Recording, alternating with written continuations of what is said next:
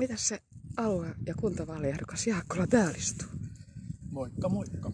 Ihan läksin madetta pilkkimään tänne Vehkijärvelle ja katsomaan, että olisiko Mateella tuloa, mutta Vehkijärvehän on nyt hyvin kunnostettu ja meillä on tehty mittavia kunnostustoimia usean vuoden ajan. Ja nyt ihan mielenkiintoista läksin katsomaan, että miten se liikkuisiko se kala täällä.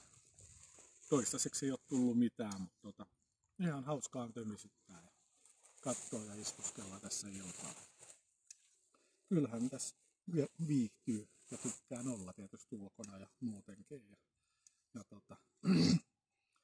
No, vaaleihin tuli sitten lähettyä, vaikka ensimmäinen kausi on nyt ohi ja aika paljon tuntoja herätti tämä eka kausi, että aika paljon on tehtävää, tosi paljon on asioita, mitä voisi hoitaa toiselle viisiin.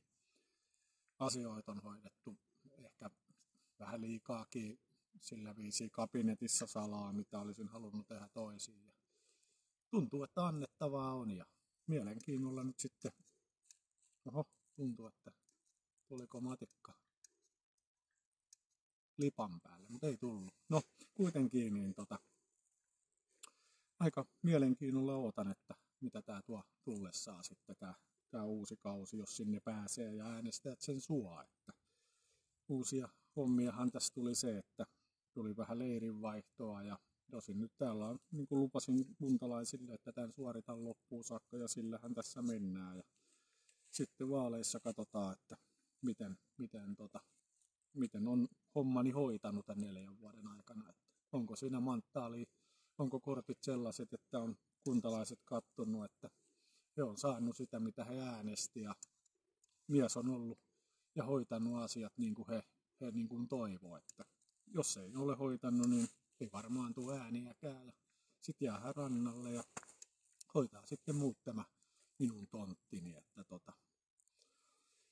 tai minun tonttiin, mutta että hoitaavat muut sit asiat paremmin. Että kaikki on annettu ja paljon on koulujen puolesta pitänyt ääntä ja paljon olen pitänyt ääntä ja yrittänyt niin kuin akkuteollisuutta toivotella tervetulleeksi, mutta niiden jätevesienkään meillä on vähän erimielisyyksiä ollut, että niitä mie en näe kellee meille kuntalaisille eduksi, että sinne tulisi minkälaisia ylimääräisiä päästöjä eikä huonontamaan meidän niin sanotusti vaikka kalastusta ja virkistystä ja mökkeilyä, niin minun mielestä niin näen sen, että toimia voidaan tehdä ja sitten kaikki puhdistusjärjestelmät on tosi helppoja järjestää ja koen sen, että se on tärkeää toi puhdas meri meille ja puhtaan meren puolesta yritän sitten tehdä